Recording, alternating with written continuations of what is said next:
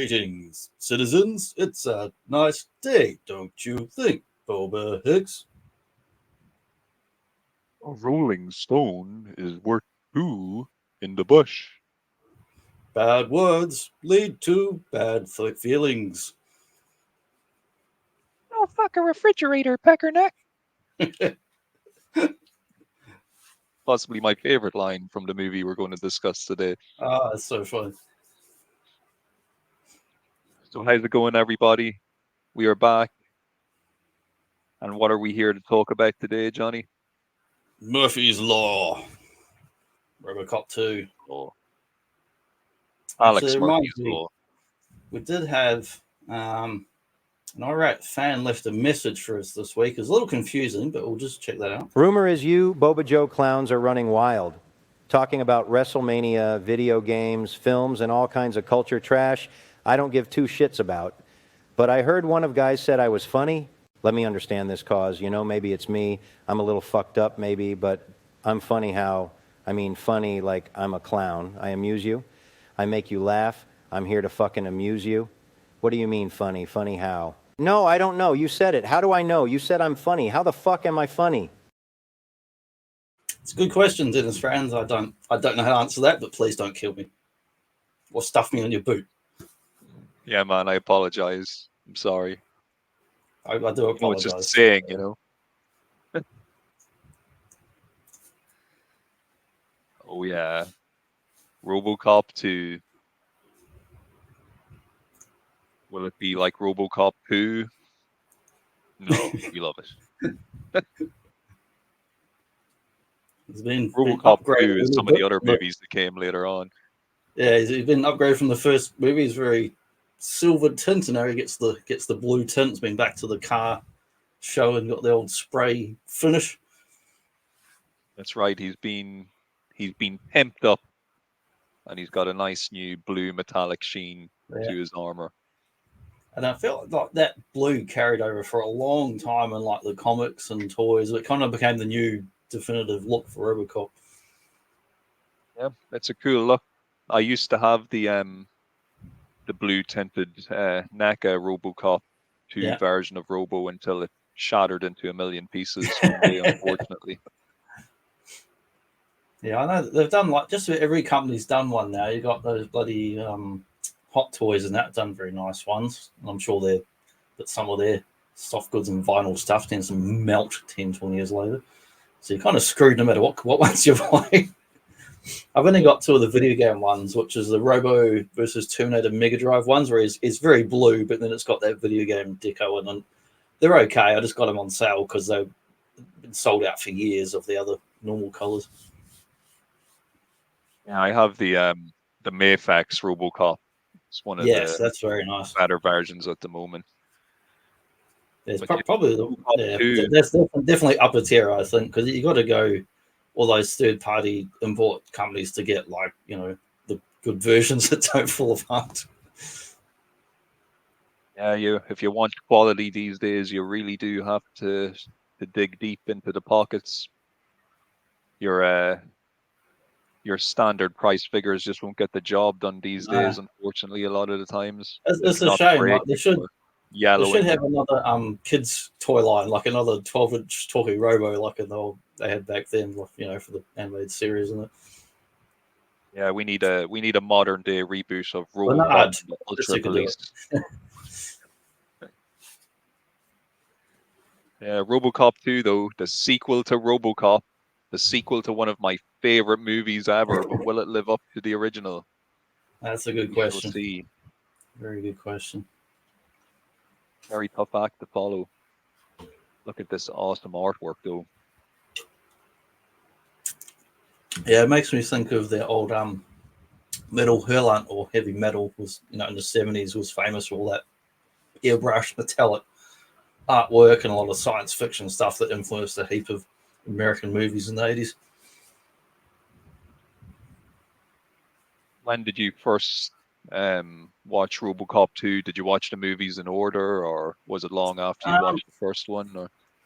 I think I've seen them all in order, but I mean, the first time I've watched all three all the way through would be like, I don't know, at some point, probably post year 2000, where I had the DVD first combo DVD set I picked up cheap. But the first time I ever seen them would have been on VHS back in the, well, it was, I was confused when stuff came out. This was around 1990, I think. Let me check, because I've got it written beside me in my notes. Let's see. So the original movie was 87. 1990. Series in 88. ROBOCOP 2 was 1990, because then not long after that we had Terminator 2 hot on its heels as well. But yeah, so would have been on VHS rental, what my dad would have rented, and we often used to do like illegal dubs or bootlegs because we had two machines. You'd rent a bunch of stuff and kind of record it, and then you get around to watching it next week. So you don't always have time to watch it on the day. So yeah, it would have been on a weekend VHS rental because we used to go pretty much every week for years. And I got to watch all sorts of films I shouldn't have been watching at a certain age because my dad was cool like that. He's like, whatever. He's like, if you want to watch it, you can watch it. He knew it wasn't going to get like nightmares or bothered or nothing like that. Yeah, your dad sounds like my dad. Yeah, he had a similar mindset. I watched Hellraiser when I was like 12 years old, but that was me watching at a mate's house. My dad wasn't trying to. My dad didn't typically rent horror movies, but any kind of action movie that happened to have blood and guts and whatever was fine. That was family viewing, you know. Yeah, well, I kind of discovered this movie existed by accident because since I was a kid, like the ROBOCOP, the original movie, the first movie, it was always on video in our house. This tape from TV video from ages ago, and for a long time, I just thought, oh, ROBOCOP was just this one film thing. There was no other ROBOCOPs, and then I think I actually saw like a ROBOCOP 2 video game, and I was like, hey, wait a minute, why is there a ROBOCOP 2 video game? Is there a ROBOCOP 2 movie? There was, but it doesn't come out in certain places. And then, I was able to then finally, I think one of the terrestrial TV channels showed it late one night. My dad taped it for me, and that was how I got to watch it. Probably I was maybe 93 or 94, I would say it was when I first finally got to watch it. I imagine it was a big deal for me. Timeline of most VHS stuff back then, it was usually like a year, sometimes it was 2 years later that the VHS rental came out, because movies used to actually play 6 or 12 months sometimes back then at the bloody cinema if they were popular, so they're getting pulled after a week. So it was typically 12 to 24 months for the VHS rental, so that would have been when I seen it first time.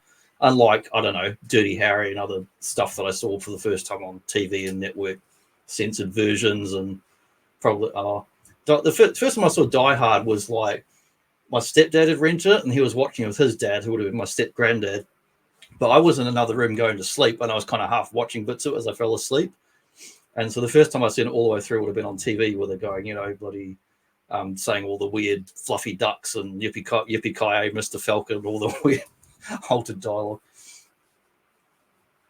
Yeah, and I'm pretty sure when the tape version I had of this, I think, was cut down a little bit because, as we'll get into in this movie, it is pretty violent. Like, they definitely keep that level of violence from the first movie and just keep it going. Whereas, like, I'm pretty sure the VHS when I had taped off TV had a lot of stuff kind of clipped or shaved off and cut down just to reduce the blood factor a bit. The rental one was fairly gruesome. Like, I don't know if they changed anything, because I remember years before getting my DVD version, I remember all the graphic stuff that was in it. And yeah, it probably just depends on the region you were in at the time you were watching it, and well, the first original film censorship deal. The original film with all the blood and guts and practical effects and that was rated X in America, and then went back to the censor board thing for cuts and modifications, something like 8 or 12 times. And then it got down to R, meaning like restricted or 18 or whatever. Whereas ROBOCOP 2 was, they kind of did a bit like Ghostbusters 2. It was kind of like they knew they had the animated series and the toys, and it's still action, it's still gruesome, but they purposely got that rating down much lower. So once you're down to like, well, in New Zealand, you would have been like an M, which is like 15 or 16 recommended age. They were less likely to cut something like that. For the VHS rental, I mean.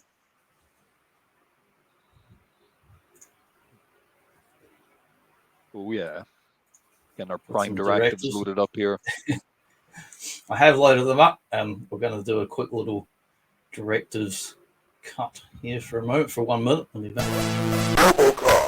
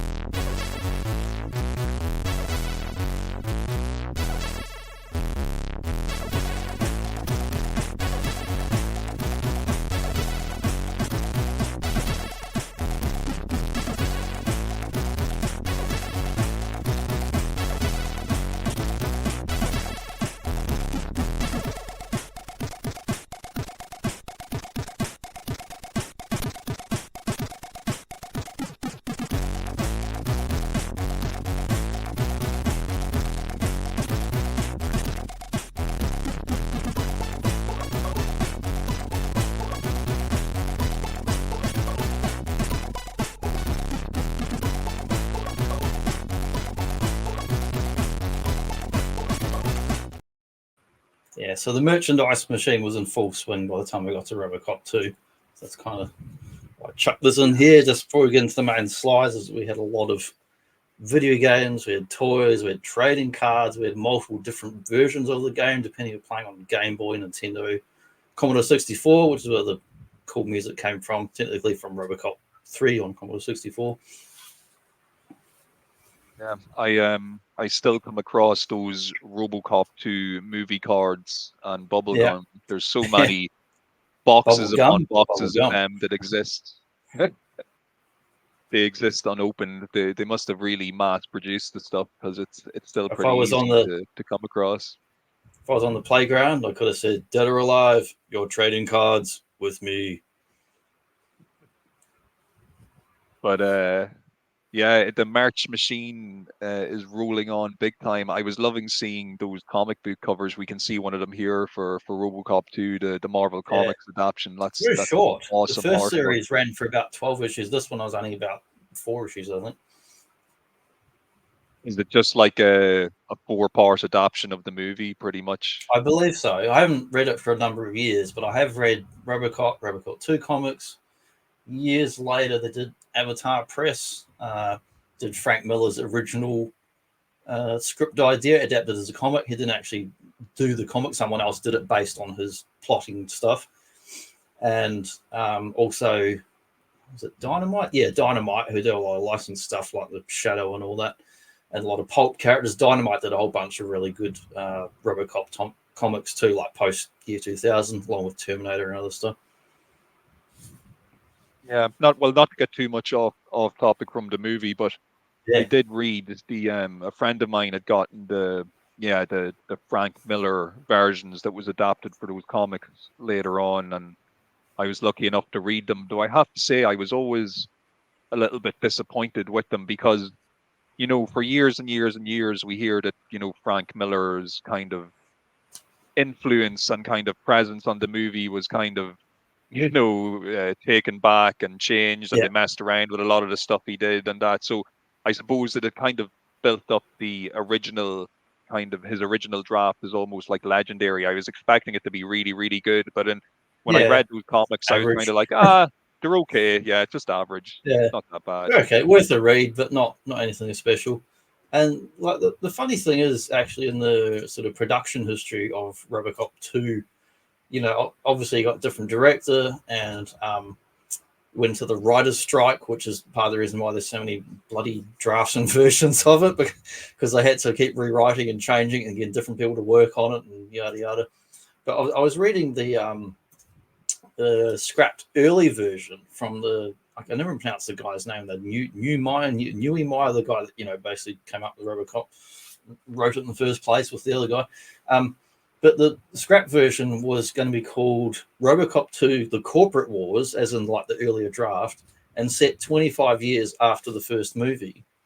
So that was going to be like quite different. And the sound of some of it makes me think of like Cyberpunk or Deus Ex and stuff, like really getting into, they said Robo was going to be tied into the central computer for the city and other stuff, which actually reminds me of the Frank Miller RoboCop versus Terminator comics he did, which those were quite fun. They were good. They were where he good. uploads into Skynet. Yeah, that version of RoboCop you described it. Yeah, it could almost have like a Judge Dredd type of vibe going there. Yeah, Set in the that's the sort future. of thing it sounded like, and I was kind of surprised like why they didn't actually go with that version. Some of this artwork here for the promotional posters is pretty cool. We were both admiring this foreign language poster earlier with that Yeah. awesome background artwork of Kane. He's And at a really RoboCop strange angle though, flying where he's behind going him. like off to the side, which is the weird thing about it. But then when you zoom in and see like that's a massive poster I found a scan of this week, and that's only really tiny in the background on that poster, but look how awesome this artwork is. And it's beautiful, beautiful artwork. Must have been a massive thing, like the original, who, you know, when they do comics or artwork and paintings on massive, and then they shrink it down for the commercial. Must have been a massive bloody thing, the amount of detail that's in those small images. Yeah, if anybody watching knows what country or region this poster is from, let I've us got know. no I'd love idea. to I'm get going to a assume it's proper print of this. some Asian country based on like I don't recognize what those symbols are. Whether they're trying to like Indonesia, they don't look like Arabic. Nothing I recognize. You know. I think it's funny as well the way they've clearly taken the pose of RoboCop kind of breaking through the wall, but have opted to have his hand turned the other way more like it's like, hey, I'm It's jumping like, through the wall. hey, give me five. Right. Yeah, it is strange because in the background, like these scenes, these are like, you know, very straight out of the movie. So they must have had some either like storyboards or film stills or something for reference because they're very, very detailed. Yeah, it looks brilliant though, especially him knocking Kane off the motorbike. That looks pretty. It looks like Robo's kind of almost covered in blood. If you look at that picture, it's like he's blood stains on his armor. Awesome artworks. Very cool. A couple of film stills that they've done, you know, bringing, you know, promotional photos and whatnot. We get to see Kane and his band of weirdos. I think that's Honky Tonk Man's brother in there, possibly. Oh man, yeah, total honky tonk man. Look, we'll get into it later. I always would wonder about this guy as a kid, and it's funny. Like he did obviously remind me of Honky Tonk Man, but like, and not getting too far ahead. But later Just on, we don't do need see as many there's burgers. there's like a Elvis's corpse is in one of the buildings later on as well. Yeah, it's really weird. Yeah, well, we'll get to it. I always loved blink and you'll miss what's her it. The name Elvis here. corpse. I think her name is the girl who plays Kane's girlfriend Angie. Her name is Galen Gorg. She is gorgeous. I always thought she was a beautiful looking woman. And yeah, But yeah, just the whole gang.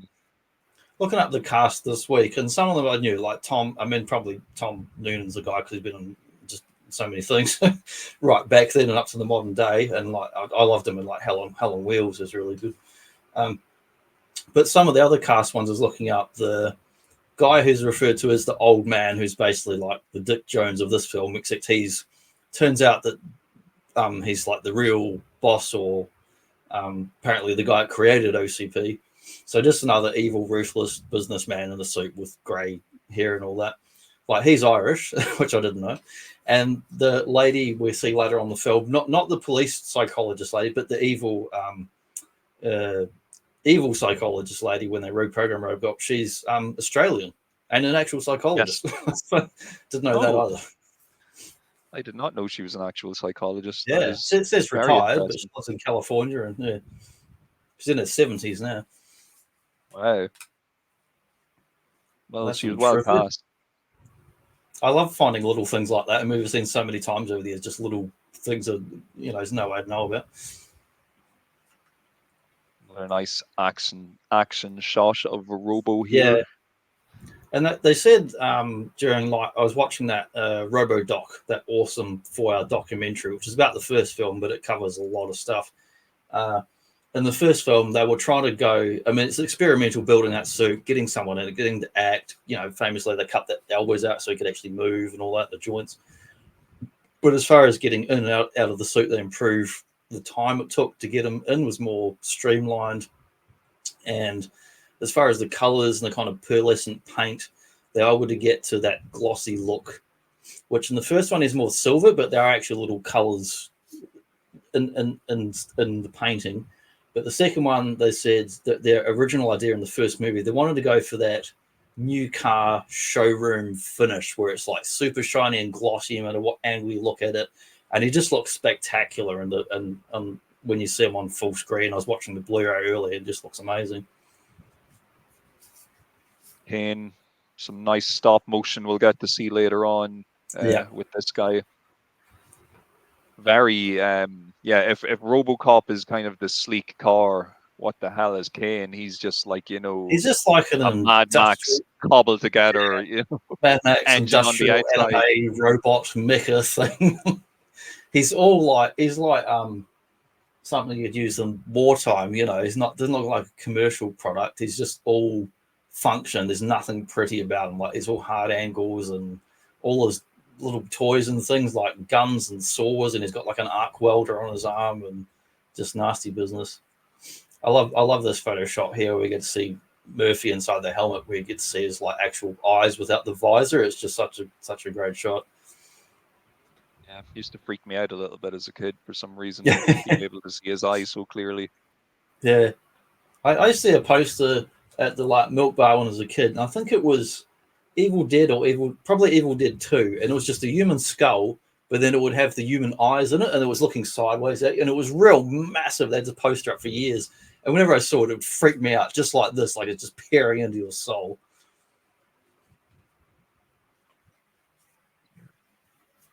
A little flashback to the first movie, Burning the Money. Yeah, Clarence would hate the Joker. He would absolutely would not get along with him at all. I don't think that conversation would have lasted as long either. I don't think Joker would have been able to be talking much about wanting to watch the world burn or anything, because Clarence would have already like shot him several times. But yeah, RoboCop 2, we get a lawyer guy who's literally called Shyster, which reminded me of the old IRS and the wrestling, of course. So if you're going to repossess a RoboCop, you need a Shyster and a repo. For someday, since we've mentioned one kind of wrestling connection, maybe someday we will talk about another. We'll talk about the WCW tie-in to this film, Capital Combat: The Return of RoboCop, which was a wrestling event featuring RoboCop, which was designed to co-promote this very movie. So maybe someday, and it was named and advertised like it was the movie, which Jim Cornette complained about back then and now, and on his podcast is saying they advertised that the whole pay-per-view event made it sound like it was just the RoboCop movie, and he appears in it for like not even 2 minutes in the whole show. He walks out, he rips a door off a cage, and then he walks away, because that's all he can do. Jim Cornette reckons it was actually Peter Weller in the suit, but I don't. There's no hard evidence one way or another who was actually there. So it's still. I watched it recently, and this is my theory. He does move, but I thought surely it could just be the stunt guy, because he can do all the same moves. I think it's the stunt guy, because he's got to be a lot cheaper to get the stunt guy than the main actor. Yeah, exactly. And I just my think reasoning. Even though he's doing the basic RoboCop moves, he doesn't have that extra kind of crisp kind of stiff whip around. You know, the way like Peter Weller is very good at doing these like bird-like movements when he played RoboCop. Well, because he was a classically trained dancer, so he was able to adapt to doing the moves very well. Yes. Whereas the guy who comes out in the WCW show, he doesn't seem as graceful. So that's my piece of evidence contribution there to why it may not be Peter Weller. I think it might be the stunt guy. I just reasoned that would be a lot cheaper to get the stunt guy than to get the face guy, like any day of the week. Yeah. Here we are, episode 39, getting close to 40. Yeah, because back during one of the manias, I accidentally labelled one of episode the same number 1 week to the next week, and I stuffed it up. So now I've skipped ahead one to get it back to what it actually should be. These things happen, folks, you know, especially with these manias. Some of them are very similar to each other, so it all blends together. Stuffs up your numbers. You just lose it. You run out in the streets just frothing at the mouth. Ryan. Love seeing Oh, the you said it studio properly. logo. Not like some of the Americans say it really strangely. Is I it heard them say Orion? Orion, like they say Oreo. They go Orion. I was like, it's fucking Orion. Come on. Orion cookies. Yeah. But they do. Some of them say it like that. It's terrible. But yeah, I remember seeing this logo a lot on like VHS stuff back then, like rentals and that, because they were like they were kind of comparable. They're another label within a label within parent studios. They kind of don't exist. They're kind of vaporware. But like New Line Cinema, they were known for taking chances and doing kind of harder material, letting directors and people go and actually make the thing they wanted to make.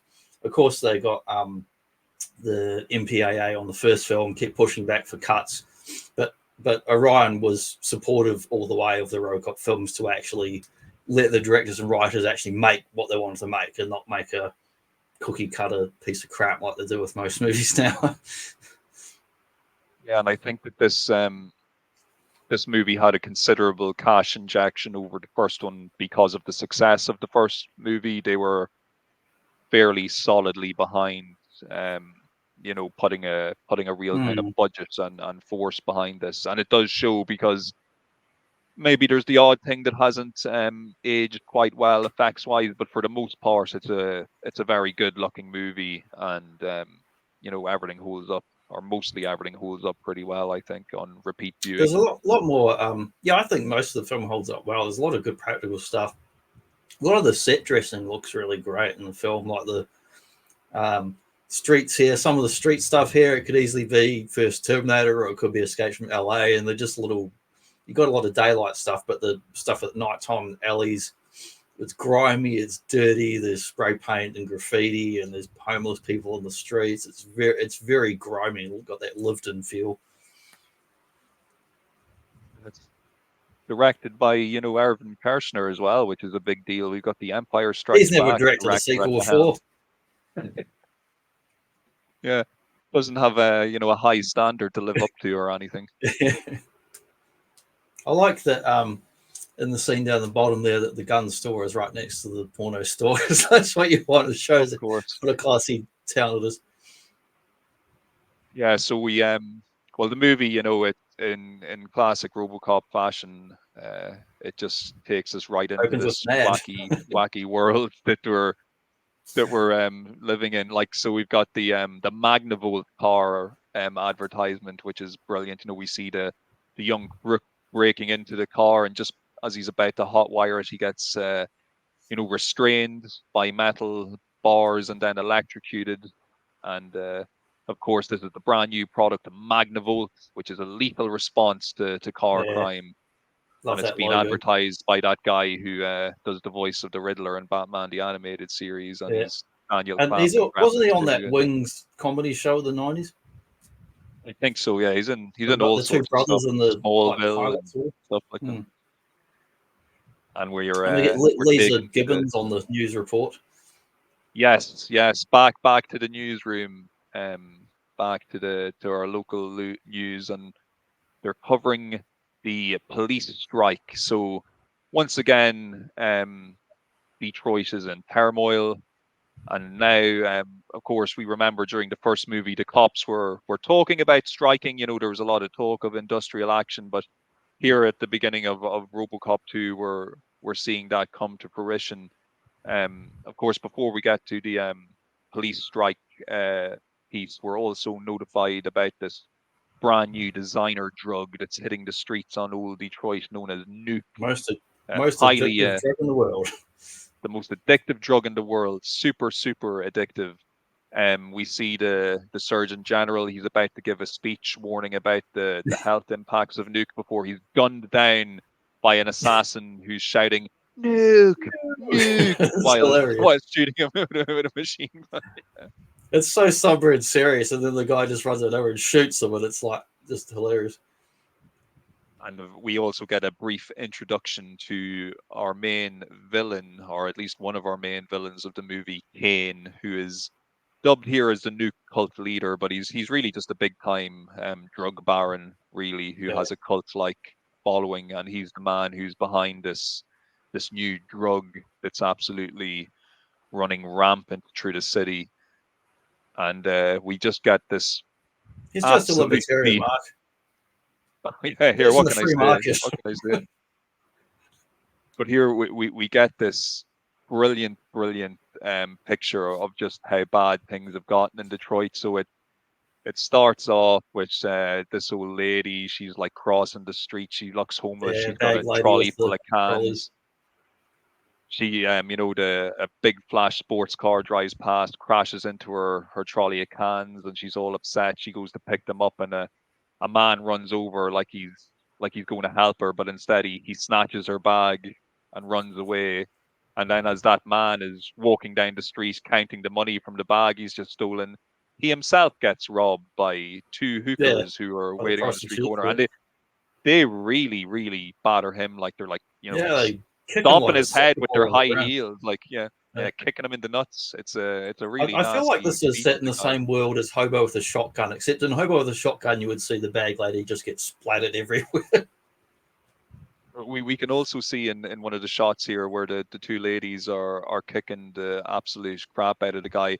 There's absolute everywhere you look in the streets. There's graffiti with the nuke logo all around the Yeah, place. It's really a the little cultural goat symbol. landmark. All these different all the nuke symbolism that we see on the streets here. So yeah, things are really bad. And just as this guy is after getting mugged by the two hookers, we see a big explosion, and we are witness to the robbery of a gun shop. And of course, it's your typical gun shop. They sell rocket launchers and, Yeah, like, right. I'll just video guided missile systems. You know what you typically find in your average gun shop, I'm sure, in 1990. But yeah, I think we got like four guys here. They're coming in. They're wrecking the place. They're taking all the guns and ammo. it's not the Shooting up the Super Mario place. Brothers, I assure you. No, no, there were a few recognizable faces here, especially the guy who's holding the rocket launcher. Right? Like he appears in so many action movies from the time, like Predator and The Running Man and Yeah. things like that. He's just one of those guys you always see in the background of these movies. But yeah, they're shooting up the place. They're going wild. And next thing, we hear the sirens of a police car. So the guys start getting a bit freaked out, and it's like, what the hell? The cops are supposed to be on strike. Why are we hearing police sirens? So they see the squad car coming down the street, and they completely rip it to shit. They riddle it with bullets. They shoot the hell out of it, and they think they've killed whatever cops inside. But unfortunately for them, it's not just any cop that's driving the car, it's ROBOCOP. So we get to see ROBOCOP make his on-screen debut here for ROBOCOP 2. He gets out of the car, the crook starts shooting at him, and he takes them out one at a time in spectacular fashion, as only ROBOCOP can do. You know, nasty wounds from his triple shot pistol. But as he's approaching the final crook, who he only has wounded, he looks into the car and sees that there's nuke in the car. So he grabs the guy by the nose and starts interrogating him to find out where the guy got his nuke. Where is it made? Where is it made? Where is it made? So yeah, the guy passes up, and Robo takes himself down the street to the local nuke factory, where he does a knock on the door, and as the guy goes to look out to see who it is, he just punches through the door. Chestburster style. You know, I suppose RoboCop can see through walls. We've established that from the first movie, so I'm sure he could see that the guy on the other side of the door was armed and stuff, so he wouldn't just, you don't have to worry about RoboCop just randomly punching people through doors who, when he knocks on the door and they don't answer quick enough, or like, what if it was the wrong address, Whoops. I feel like when he steps out of the car, we see the close up of that 1 foot, and it's like a callback to the first film, because there was a famous production still. It was black and white photo where he's stepping out of the car. They used for a lot of promotional stuff, and it's like that 1 foot coming out of the car. And it's iconic. And even just the sound of Robo walking. It's all back those sound effects we heard from the first movie. It just sounds Yeah, it was all in that Robo documentary. They show you what all the Foley, what they used to make it. It was a big timing chain from a truck wrapped in this thing that would go whoop, and they would smack it into the ground. It would make that sound. But so anyway, RoboCop, he's found the nuke factory. He comes across what's essentially a sweatshop of ladies who are, mass producing this drug. There's radio music playing in the background. Robo goes up, he switches off the radio. So all of a sudden, chaos ensues. Everybody starts running and people start shooting. We also are first introduced here to Hob, who is the child villain of the story. He's a young man with Famously a cut chip from on the his first shoulder. one. Yeah, he's a nasty piece of work, little Hob. He actually shoots RoboCop right between the eyes here when he's making his escape, because RoboCop, he's looking around the nuke factory in the aftermath of the shootout, and he comes across this little kid hiding, and Hob, he's like, "You can't shoot a kid, can you, fucker?"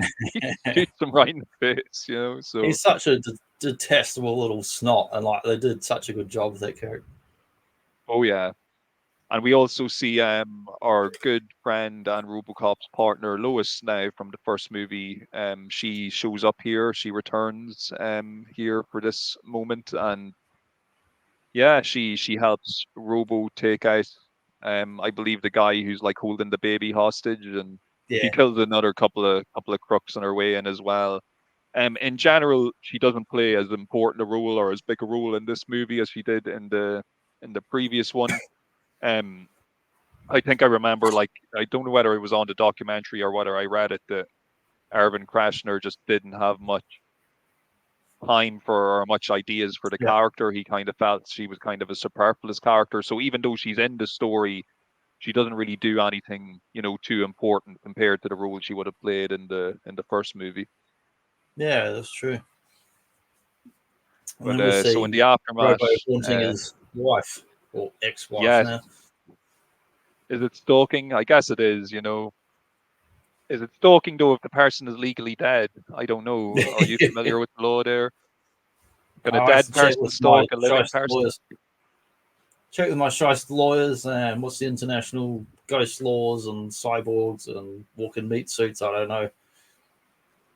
That's it. It's haunting instead of stalking, which is probably what you're getting at there. Yeah, And yeah, I feel like this scene, although it's very small, and then not long afterwards we see the ex-wife again.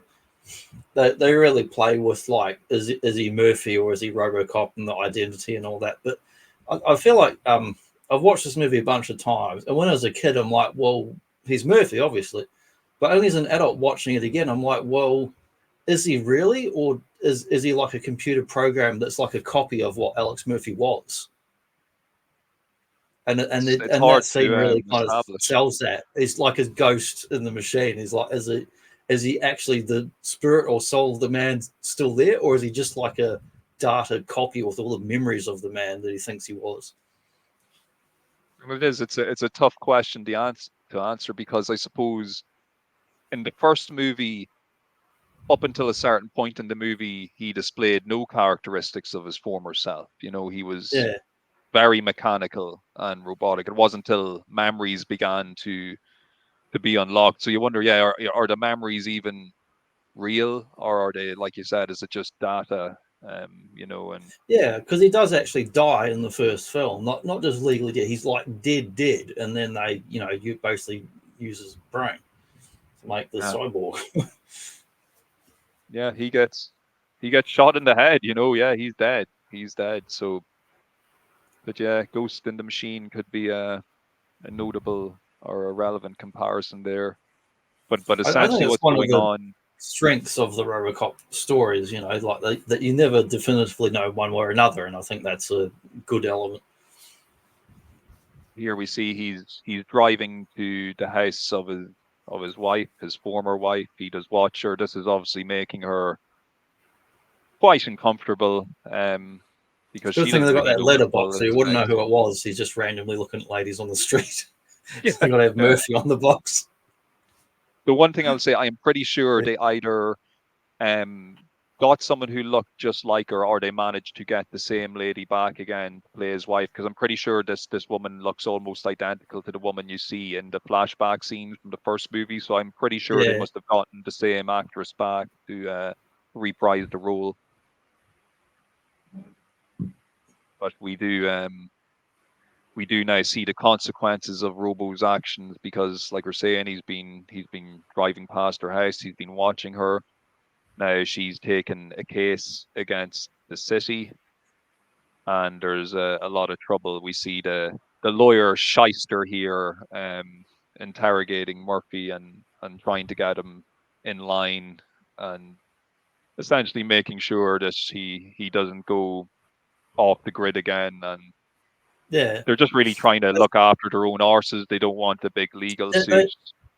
They absolutely are, but surprisingly, the scene is kind of tactful and professional for a cyborg murdery action movie. The way they talk about not just him and what he's doing and we can get in trouble, but saying, leave her alone. You're kind of re-traumatizing this lady. She's trying to move on, stop harassing her. It's kind of human in that way. I liked. Yes. And just before we move over to the next moment, we do get a great little advertisement for OCP Communications, and we see a guy. He's all disheveled. He's in an office, really messy office, and he's like, oh, I had to get the spec sent from Cleveland, and I used the wrong account, and it was too slow, and now I've been fired. And then it just shows him like putting a gun to his head, and it goes black, and you hear a bang, and then it just comes up: OCP Communications, the only choice. Yeah, the ads, like the tone of RoboCop 2 is a bit off and strange compared to the first. I mean, it's different than the first one, but the ads are still very good. All the media bites, they call them, all the little insert ads are really, really well done. Yeah, I think there's a lot more visual gags in this movie compared to the first one. Like, there's a lot of shtick comedy happening right in front of your eyes, as we're about to see now with the following scene. Like even Robo punching his way through the door earlier was pretty comedic when you see it for the first time. Like, it gives you a bit of a chuckle. But here we see the OCP executives. They're meeting with the city officials because the city is actually in debt to OCP, and OCP are looking to foreclose.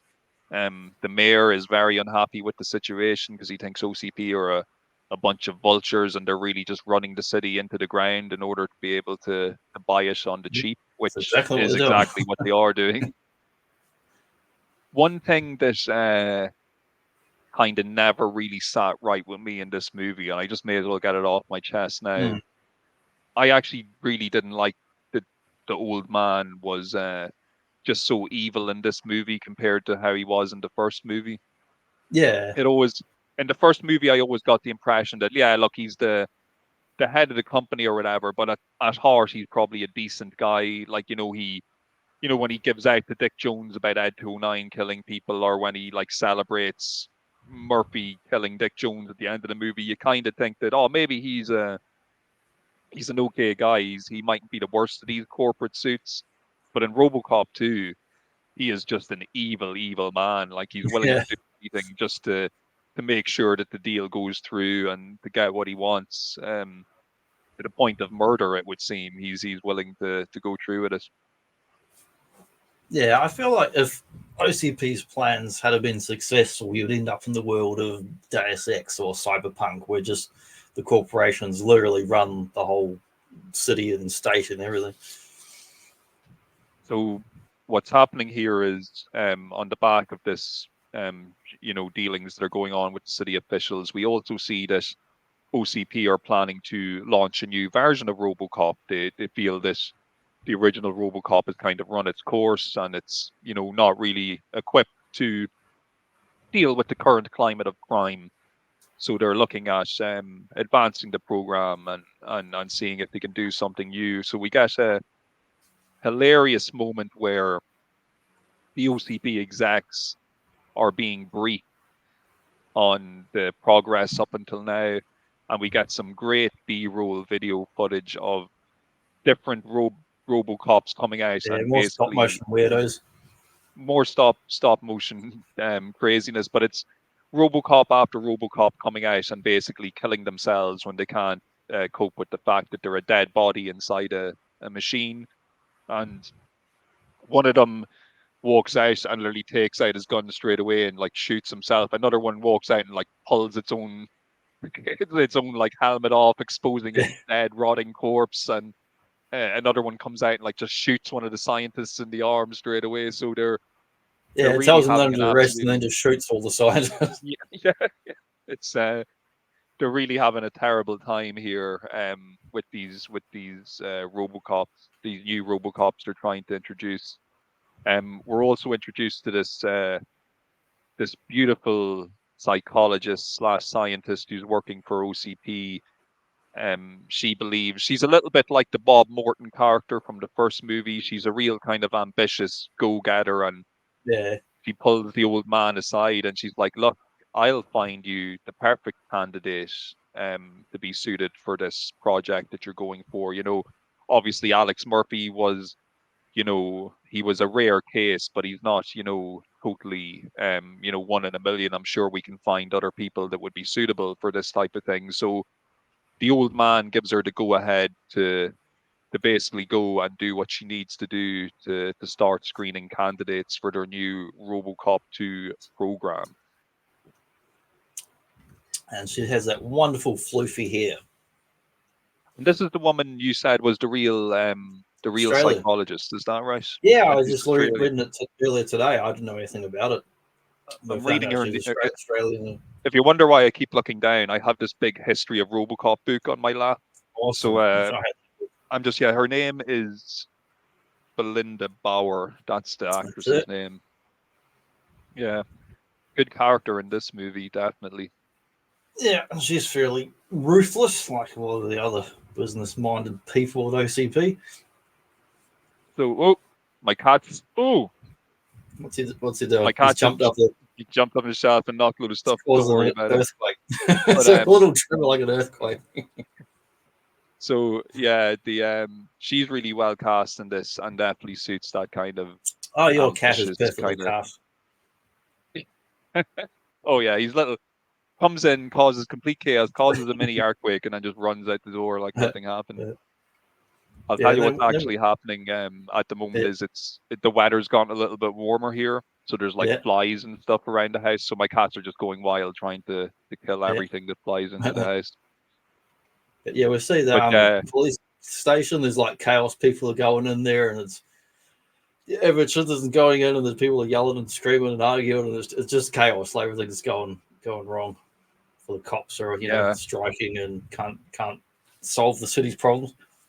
We also see briefly here Officer Duffy, who is a stand-up guy. Can't go wrong. Yeah, he seems to have a bit of a drug problem.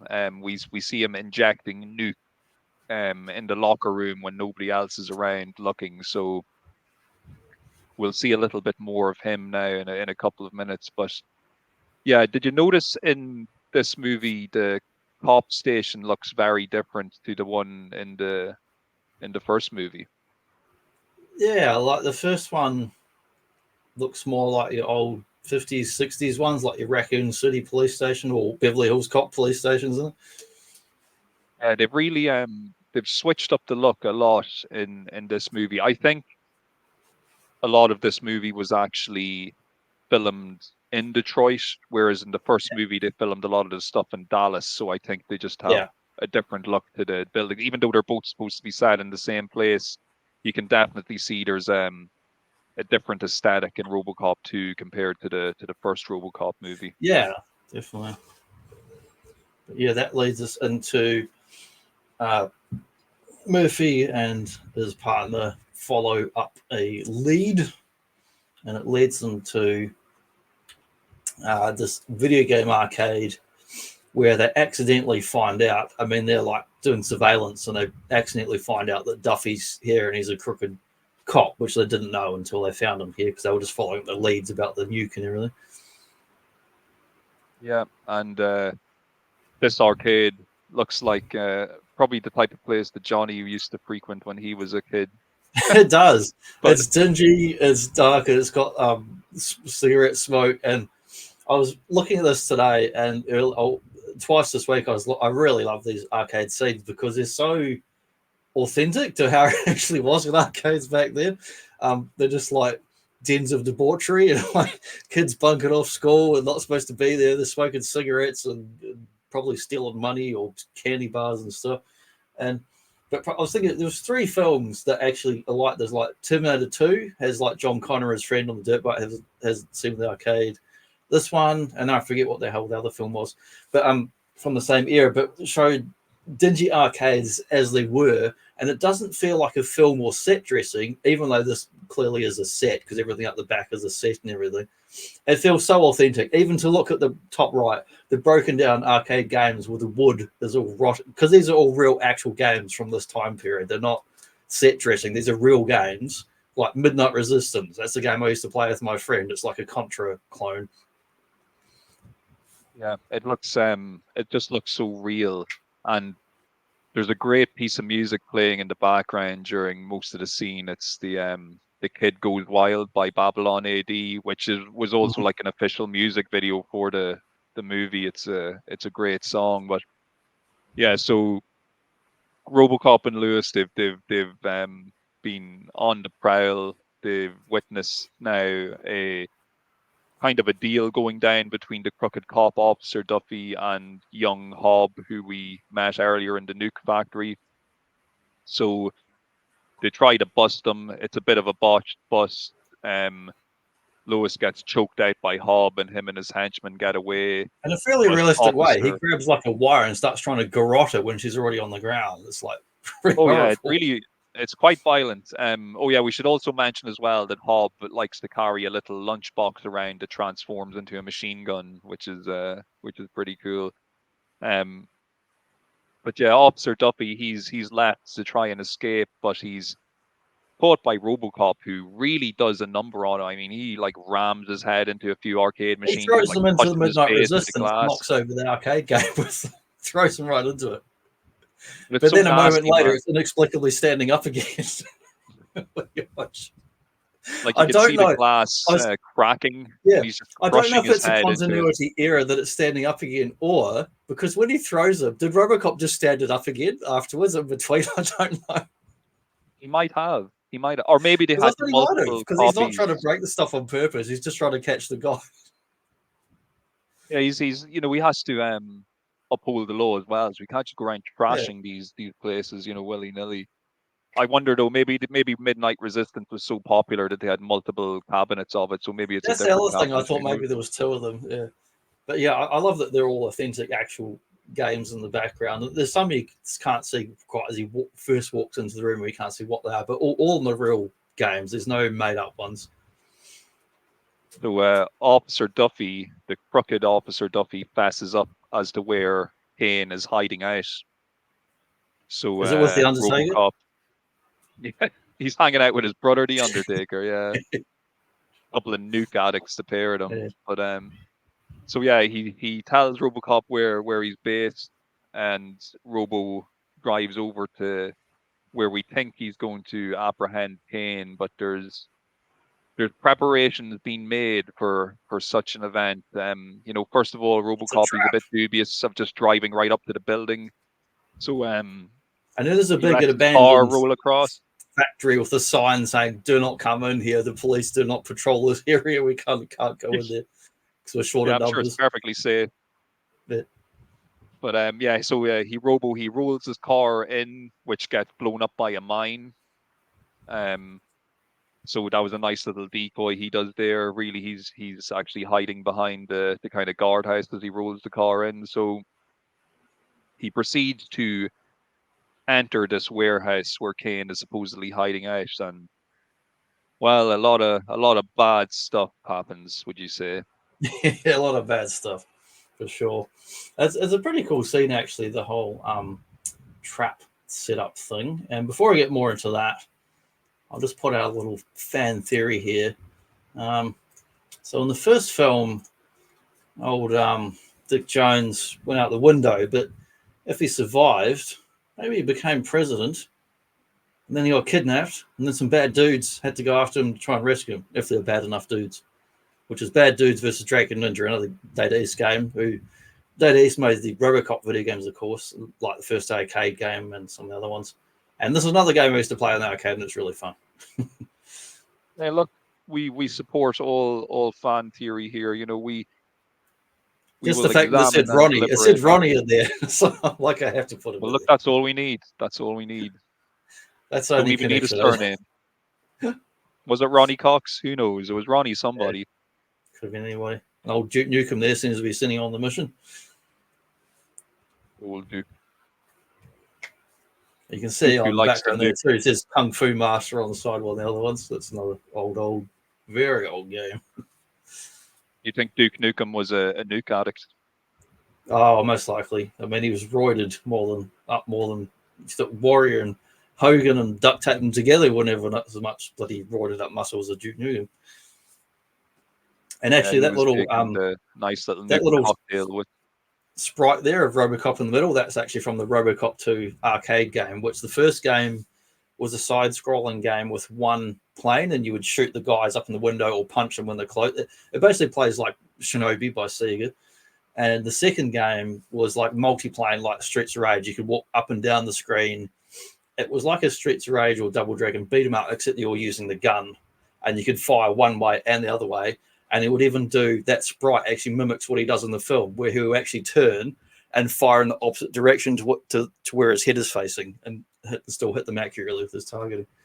So they did really good sprites and cool action in that second game. But I never got to play it on the arcade or even saw it. I never saw it years later on MAME, and it has some cool like boss battles and stuff in it. But yeah, he gets into there. It's a trap place where they've got this big abandoned factory where they've set up kind of shop. And they've got the Elvis corpse in there. Or it could be a fake. Maybe it's a bootleg. I don't know. Yeah, I do always wonder, because this is one of those movies I don't think I've ever listened to. Like, I've watched the odd featurette and documentary about this movie, but I don't think I've ever been able to listen to a commentary from the director or writer or anything. Yeah, So I don't know if there is one. If there is, I want to listen to it actually. it's just like, yeah, what is the deal with the Elvis corpse? I'm assuming the guitar is supposed to be like an Elvis guitar as well.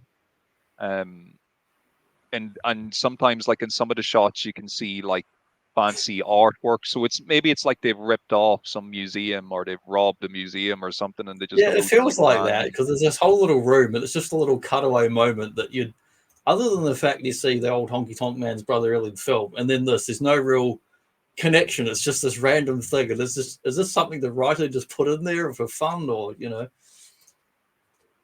But Robo, he's confronted by Kane. Well, first of all, he sees Kane's girlfriend, and she kind of lures him round a corner where he's essentially disabled with this kind of electric shock kind of harpoon gun that they use on him, which kind of shorts him out. So they're able to hit him with a giant magnet, which incapacitates him. And then they really go to work on him, like they chain him down. They get a sledgehammer and they just start bashing the shit out of him. They get a hacksaw and a chainsaw and they just start cutting him up. They're like cutting out all his wiring and like nasty. letting all his innards like that. They're like letting all his like fluids spray all over his face and stuff. Like they're like really torturing him as they cut him up. And we even see he's grimacing in pain, like it's not a nice situation to be in at all. It feels like a reverse video game boss battle. You get to the video game boss battle and it's just impossible boss with armor, and you can't be. It's like they've planned each stage of the thing really well and believably of how a regular human being is going to stop this guy who, like the Terminator, must weigh at least a ton with all those metal and parts. So you couldn't physically move him or stop him. If you hit him, you're going to hurt yourself. And if he punches you with full force, he will just kill you instantly, let alone shooting you. So, like, what are they going to do? And, like, it's believable using the big magnet that you'd use to pick up a car, because a car would be a similar weight to him, so it's believable. And, be able to incapacitate, knock him down, and then get up close and just start messing with them. It feels very believable that they could actually pull the stuff off, but they're all working together as a team, like an evil team of weirdos to actually do it. Any one of them wouldn't have stood a bloody chance against them. Oh, yeah. And to add insult to injury, they leave his decimated, chopped up still Yeah, I moving remember the as a body. kid There's that was Tomfish like right gruesome, man. outside the police station. It's not bloody, but it's gruesome. Like it's graphic. Just like, oh my god, he's all in pieces and he's writhing, wriggling about like he's having a seizure. And this is where we kind of see kind of the top-notch animatronics of the time being used. Because I actually have to say, I think it looks, even though he's very herky-jerky, you imagine he is supposed to be half machine, so he's not going to be like totally natural and lifelike anyway. So I think it looks pretty cool when he's literally being brought into the lab and like they're trying to repair him and he's like literally hanging off these wires and he's like jerking around and stuff, and it's just a really cool animatronic effect that they use for his like facial expressions and stuff. It's pretty awesome. Yeah, it's wicked. I was just having a quick look online about what special features there are for various editions because I've had more than 10 years. I've just had the bargain basement DVD combo set, which most of them have little to no features. I think there might be a commentary on the first film. If there was, I would have listened to it because back then I was listening to commentaries and everything. So on the second film, there's an audio commentary with author slash CG supervisor Paul M. Salmon. And I assume that's an older one that's on some editions because it says it's also on the 4K and Blu-ray version. And then there's a newer commentary. I don't know which versions it's on. I don't know if it's on my one. I'll find out tomorrow. With the makers of RoboDoc, the creation of RoboCop. So that's that modern documentary came out last year that's 4 hours long that I rewatched this week. So that's a new commentary that didn't exist years ago. So that means there's two that exist for RoboCop 2. So I'm going to look those up and see if they're on my disc. If they're not on my disc, I'm going to go hunting on the high seas to see if I can find those because I want to listen to them. Yeah, I would say they're I'd always just be curious because there's always been so many just little bits and pieces from that movie or from this movie that I'm just always been wondering about. And just because when you don't have anybody to actually speak on them or give an official Yeah. account of why something was the way it is, it will always kind of stick with you as this oddity. Yeah, As I the like when you've got aforementioned an Elvis original writer memorabilia. or director doing a commentary and they can tell you the definitive version or something. I love listening to those kind of commentaries. I don't like the ones where it's just a bunch of random people talking about it who don't actually know anything. Those commentaries are useless.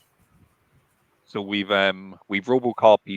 He's all messed up. They're trying his best to save him. We have the shyster lawyer in the background saying, well, like, look, he's off warranty, so it might not even be worth our while to get the parts we need to fix him. Being really cold and callous about the whole thing. Yeah, well, the whole And thing of RoboCop is he is a commercial product. He was meant to be one of many. Like back at the start, we had the self-suiciding ones, and we're leading up to Kane, the new and improved RoboCop. But OCP is all about making products, not about caring about the heart and soul of whatever went into that product is not their concern. so we see in the aftermath of this, Officer Duffy, he has been released from hospital after being roughed up and interrogated by RoboCop earlier. And he's going to reunite with Kane and his buddies, except they're Oh not yeah, there very was good happy to see him. They clock him across the back of the head with a bottle, and when he wakes up, he's on an operating table with You a kind of feel bad very for the guy. keen I mean, I know surgeon. he's crooked and he's on drugs, but he doesn't seem like a genuinely bad person. He seems like someone that just took advantage of and probably blackmailed. Yes, because earlier on when we saw him being offered the drugs earlier as a bribe, you could see that he was questioning himself before he took them. Like, is this Yeah. something I should be doing? He's obviously, though, he's so deep into it now, he just needs his next fix a nuke and he'll do whatever he has to get it. But unfortunately here he's operated on by a keen surgeon who just begins literally like cutting him up right in front of the kid. And you hear Kane's girlfriend say, like, what the hell? I thought we were only supposed to scare him. And Kane's like, Yeah. yeah, well, doesn't he look scared? Yeah. And Kane, like the backstory of Kane, he was this ex-hippie guy, and which in the very start of the film, you do see him wearing very hippie clothing, whereas later on he's wearing darker stuff. And he's always like Tom Noonan's a great actor. It's a fantastic actor in a lot of different stuff. He's in like Manhunter, he's in Hell on Wheels. And he has this almost ethereal quality where he seems almost kind of harmless, like it's just some uncle or granddad just kind of floating around, like, "Hey, what's going on?" Yeah, but then he'll turn around and just like shoot someone in the head, like a complete psychopath. So it's like he's just a very, very despicable, evil person. I've always gotten the creepy vibes of Tom Noonan as an actor, and he was definitely well cast. And He's very good at doing that creepy, weird quality.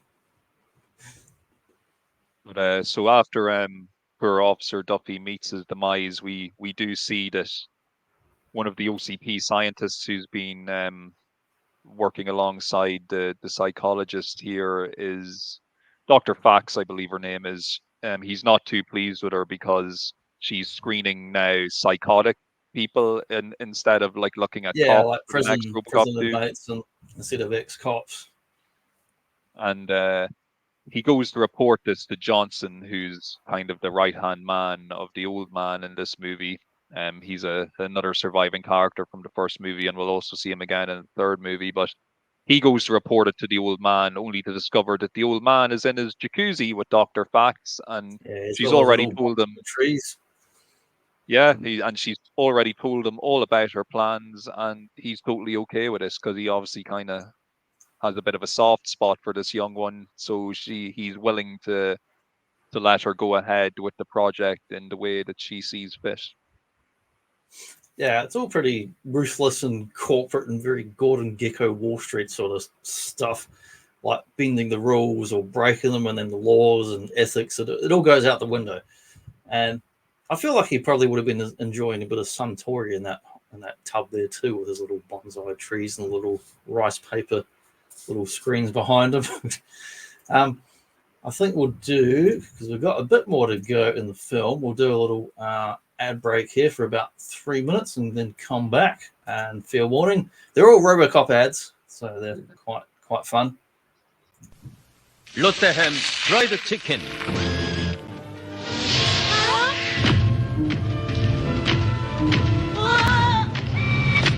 롯데햄 프라이드 치킨. 발라 먹으니까 실감나게 맛있습니다. 통날개 더 주세요. 와, 뼈 없는 닭튀김 이건 모를 거야? 뼈 없는 닭튀김. 롯데햄 프라이드 치킨. 롯데햄 냉동식품.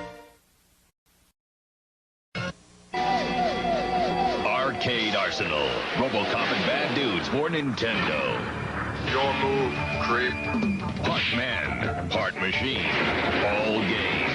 RoboCop. Stay out of trouble. Bad Dudes. The forces of good have never been so bad. If you're bad enough, then you're good enough for Bad Dudes and RoboCop for Nintendo.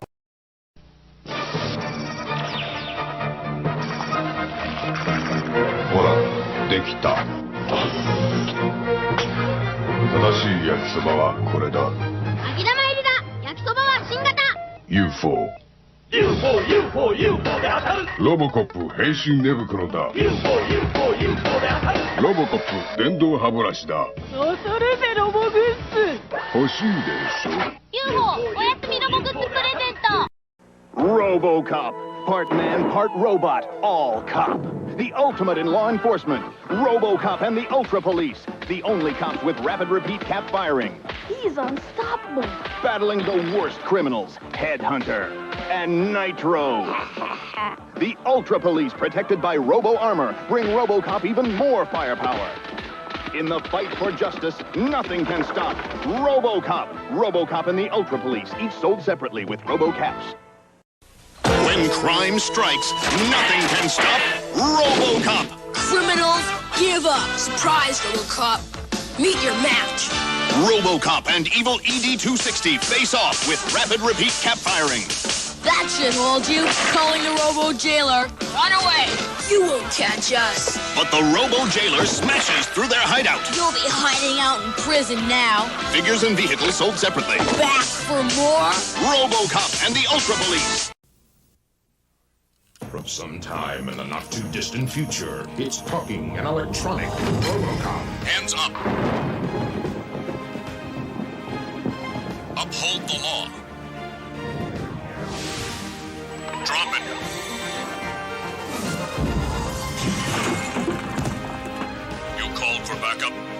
Recharge your action figure collection with talking and electronic RoboCop in 3 action-packed sizes. Heat unbeatable. Well, I'm recharged. Have you recharged your batteries? Recharge my action figure collection with one of those new RoboCop Yes. dolls. Electronic sounds. Yep, it says 3 different phrases. One of them is about drugs being bad. Well, everybody's entitled to their opinion, I suppose. That's true. But we are back. We are seeing RoboCop. He's been brought in to be repaired. But before he is to be repaired, Dr. Fact decides to conduct a survey among OCP executives as to type of values they'd like to see represented in their local robot police officer. So she's taken feedback here, and people are giving her all sorts of stupid suggestions, like, you know, like, why does RoboCop have to be so violent? Why can't he just talk more? You know, why You can't go he go around, door-to-door you know, collecting for charity. yeah, why can't he do things? Why can't he go around educating kids and, you know, just being more kind of respectful and peaceful and a good role model? And of course, Dr. Fax takes all this advice and suggestion on board, and they begin the process of essentially breaking down RoboCop and reprogramming him into this kind of, you know, this product that's going to be in their image. They're going to try and erase all his previous personality traits and replace them with this new goofy kind of, you know, cheesy style cop that's going around, you know, giving you kind of moral This lessons is like instead of, you politically know, correct before the term existed. He's been deplatformed. They've been on Twitter and go, "We hate you, RoboCop. We're taking your funding away." Yeah, if it was these days, they'd call him like, you know, oh no, they've made RoboCop woke or some crap like that. You know, is what you'd be hearing. And But we just a do get shout to out see. to, Yeah, sorry, go ahead. yeah, shout out to the police cap. I assume captain because I never know what they're ranking the police are, but most of the time it's usually a captain of these films. And forgive me if I pronounce his name wrong, but Robert Doqui, like Doqui. Awesome actor. He's little bit parts in these RoboCop films. He's in 1, 2, and 3, but you know he did awesome blaxploitation films in the 70s and Coffee. He's in Soul Soldier. He's also in Scooby Doo, meet the Harlem Globetrotters, as well as RoboCop 3. But he's cool actor and just cool little bit parts, and you only see him here and there. But he always plays kind of that cliched character, but he does it very well and does it very seriously, like a no nonsense, you know, police station captain. And he's always great as yeah, I think he's either the chief or the captain, but his name's Reed anyway in all the movies. Yeah, and he always just plays a great character, great actor, and it's nice to actually see him get a recurring role in the movies. But we get to see the results of the RoboCop reprogramming, and this kind of goes back to what I was saying earlier about there being a lot of kind of slapstick and just gags in this movie, because the next kind of few minutes and few scenes really just emphasize that. So we've RoboCop, he's back in action. He's looking even more new and shiny and more blue than he even was earlier in the movie. He's really looking great. But straight off the bat, when Lois is kind of driving around on patrol with him, she's beginning to notice that he's acting a bit strange and just not himself. And we get a few examples here of, you know, there's a store being knocked off. It's like a TV store, and it's a baseball like coach. Kids of the Warriors or something. All these baseball.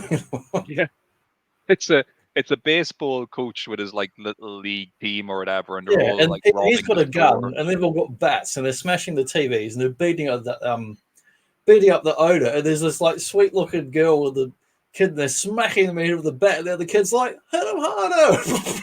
It's so funny. Yeah, kids, they really don't portray kids well in this movie at all. They're all just evil little the whole creatures. city, man, is just corrupt. It's just everyone's just a piece of shit. So yeah, they're beating up the man who owns the store, and their coach is out the front loading the TVs into the van. They're stealing Lewis stuff, but and they're also Robo. smashing it, which is like, well, are you going to sell it or are you going to smash it? Well, you see, Johnny, this is why you shouldn't employ children to do this Yeah, type of thing. You know, adults would have more sense and more discipline not to smash all your goods before you're yeah. able to sell them. But I just love the style of this gang, man. It's just this like little league coach has got all these little shits to come and help him rob the store, and they're all into it. But speaking of the coach, you know, he's got his gun, and when RoboCop and Lewis show up, he starts shooting, and the whole time he's shooting, RoboCop is just walking towards him like, "Please put down your gun, and we only want to talk." And the whole time We Lewis should is behind him, have like a trying to like shoot conversation. over his shoulder.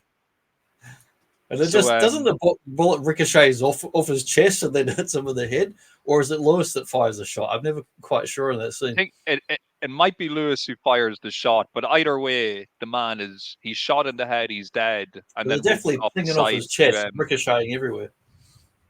RoboCop still though reads him his Miranda rights even though he's dead, Yeah, which when he's is dead. another hilarious moment.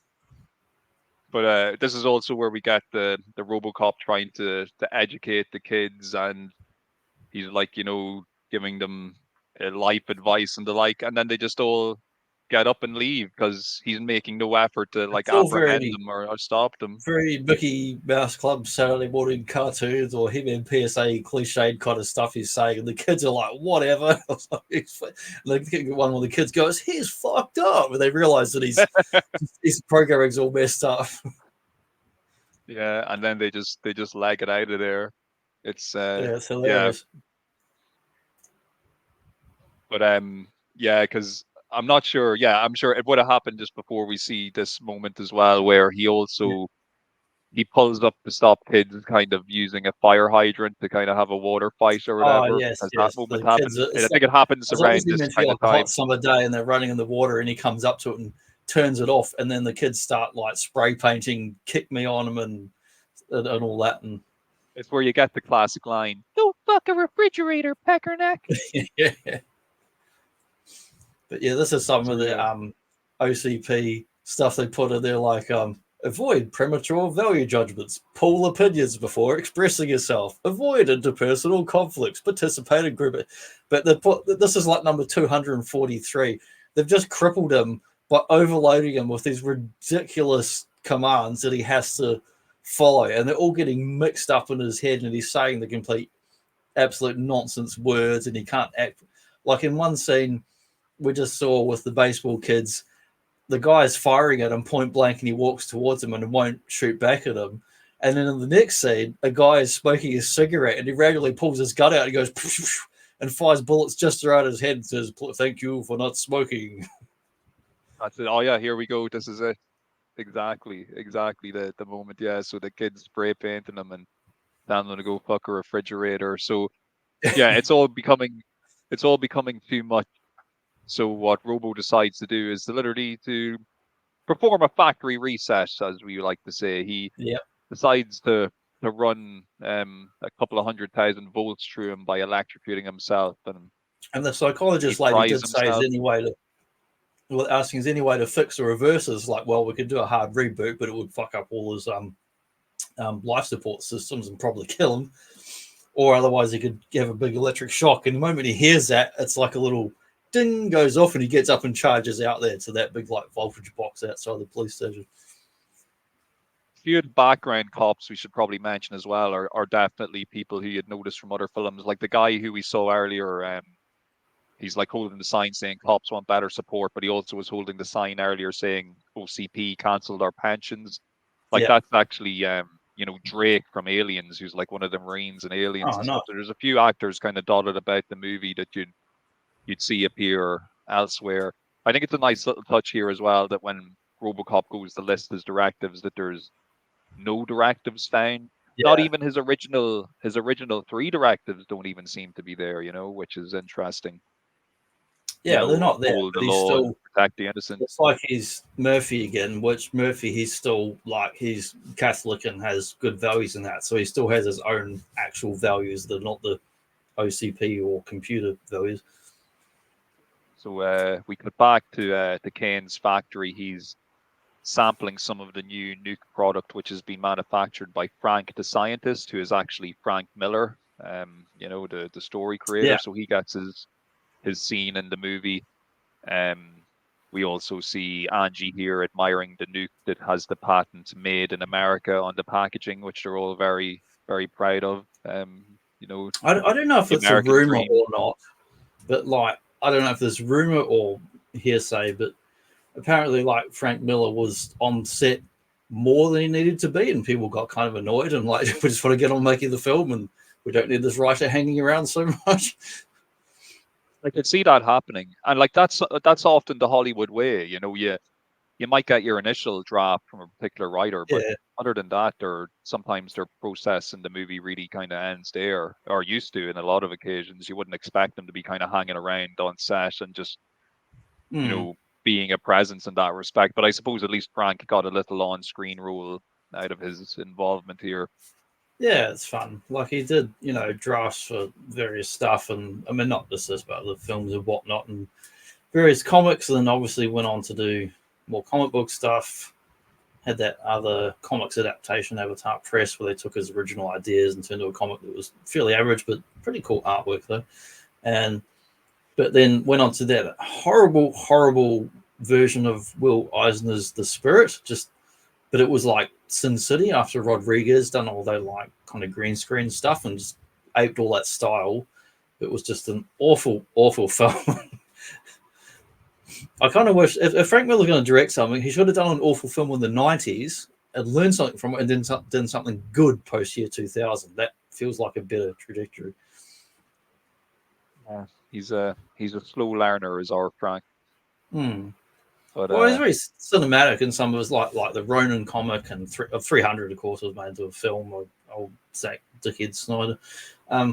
But like, you know, he's very cinematic in a lot of his layouts and panels and stuff before eventually when he got older, he got shaky cat-handed as a lot of artists do, where they can't really draw the same anymore.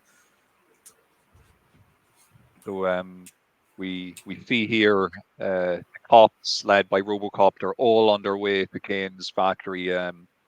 Shit is really about to go down. They know exactly where he is. They know where he's hiding out. So we're about to launch into one of the more violent moments in the movie with the big police shootout. Lots of squibs, lots of people getting shot in the chest, shot in the face. We see a great moment where there's a sniper watching RoboCop in a scope, only for Robo to turn around and shoot him right down the scope into his eye, which is it's classic, brutally violent. It's awesome.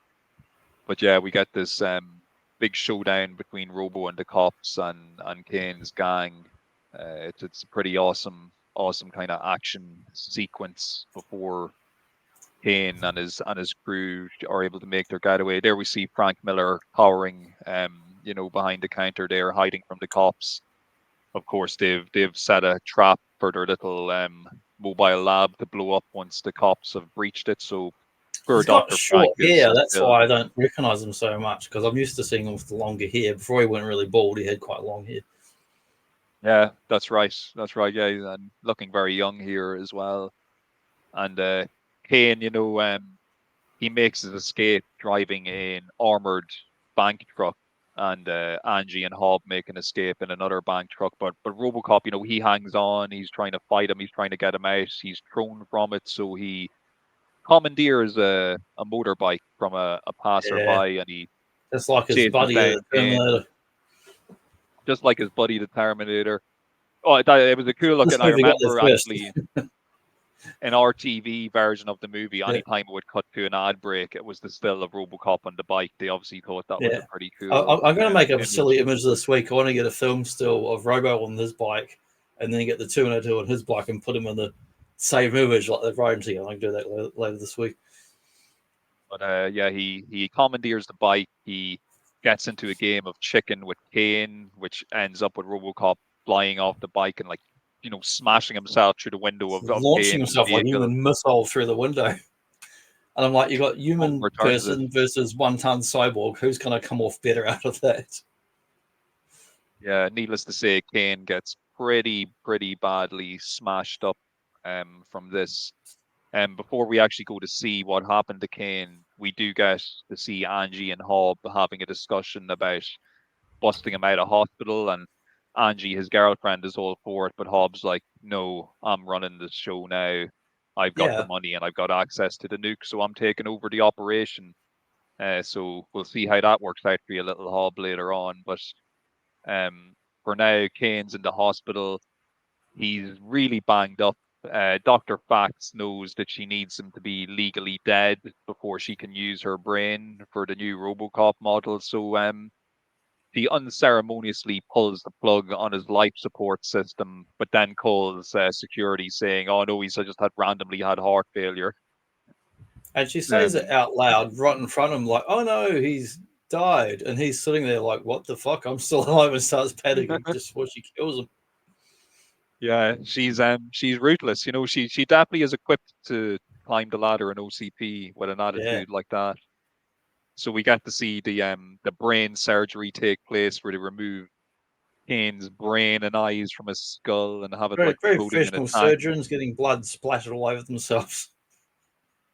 Yeah, it's a really cool visual though, seeing the brain and the eyes just floating there, the spinal cord And it's inside funny it. because I feel like that's just for effect in that scene. Because once he's in the Kane cyborg, I'm pretty confident his eyes are gone, and it's just the brain and Yeah, brainstem. Because he's got a that's right. computer screen. That's right. Yeah, you only see them So it in this feels like scene. very 50s horror, science fiction, body horror stuff, like seeing the old eyeballs staring at. So we cut to the interior of the OCP offices and we see that one of the mayor's aides has kind of come crawling to the old man with information saying that the mayor has been promised a large sum of money to help bail the city out of the financial trouble they're in, which would obviously hinder the plans of OCP being able to buy them. So he kind of gives the inside scoop on where the mayor is going to meet this person who's going to be giving him the money. Now, as we will soon learn, the person that the mayor is getting the money from is Hobb, young Kane's former young assistant, and his former girlfriend Angie have gone into business now, and they're And it just transitions to that little 80s power suit, this little shit. Believably yeah. goes into this little power suit mad role. He's just this miniature asshole. It's also during this time we realize this Dr. Fax is planning to control the new Kane RoboCop using the nuke drug itself as a way to keep control of him since he's addicted to Yeah, it 'cause he's already. It's addicted to it as well as being a distributor, creative, drug lab mafia guy or whatever you want to call him. so the plan is in place. So the mayor goes to meet Hobb and Angie and the rest of the nuke gang in this really dodgy part of town. Their limo gets stuck in a pothole going over to it. They have to get up and walk a good chunk of the way. And there's a really funny moment. The mayor, by the way, in this movie, he's a funny guy, I have to say. I can't even think of his name, but he's just a really good character. But you know, he walks in he walks into the warehouse and Hobbs there in his suit and Hobbs like, Yeah. right, so how much money do you need? And the mayor's like kind of laughing at him. Was like, oh, why do you have this kid pretending to negotiate with me? And then Hobb pretty much curses him out and makes it known that he is the real deal guy to be dealing with. They open up the back of the truck and you got a shitload of money and gold and think of all the toys you could buy with all that money, man. I don't think he wants But toys. He's still interested in being a little pimp hustler businessman. but you know, just before this deal can go down, an OCP truck pulls up and out comes the new product. It's the Kane in his RoboCop body, his new robot cyborg body, and he just unleashes hell on this whole situation. I have to say, as a kid, I was a little bit freaked out during when like Kane's is gunning down everybody, and then he's walking through the warehouse in the dark with a spotlight, looking for Yeah. survivors and just like gunning them down. It's pretty scary stuff, and we even see a moment here where Kane comes across his ex-girlfriend Angie, and he's kind of pleading with him to spare his life, and that's when we see that Kane can actually like pop this little LCD video screen out of his back, so you can kind of like be a virtual representation of his face, which is kind of a goes from weird being touch. like an on-screen text cursor display to all of a sudden he's doing a 3D graphic lawnmower man face. Yeah, but it works for the film. It works, yeah, it definitely works. But yeah, he does not take mercy on Angie. He ends up killing her in pretty brutal fashion, like crushes her head and like it's pulls her body nasty. across the room. I went frame by frame through that this week. It's really hard to tell when they went from the practical actor to what's obviously some kind of dummy made up thing. But it's really well done and it's quick. But he just like twists her head completely sideways and snaps her neck. It's really gruesome. Oh yeah, it's brutal. It's brutal, and of course, the mayor is able to escape by like jumping down a manhole and falling out into the local sewer system. Whereas poor Hob, he climbs into the armored car thinking he can escape in that, but Kane just kind of goes up and like unloads his entire minigun into the van. Duck out to man about a horse. Keep talking about it right back in the. No worries, no worries. So yeah, poor Hob, he gets turned to Swiss cheese in the back of this bank, this money van, and it's pretty brutal. So we see RoboCop, our hero RoboCop, show up on the scene. He sees the absolute trail of destruction and chaos that's been left behind by Kane.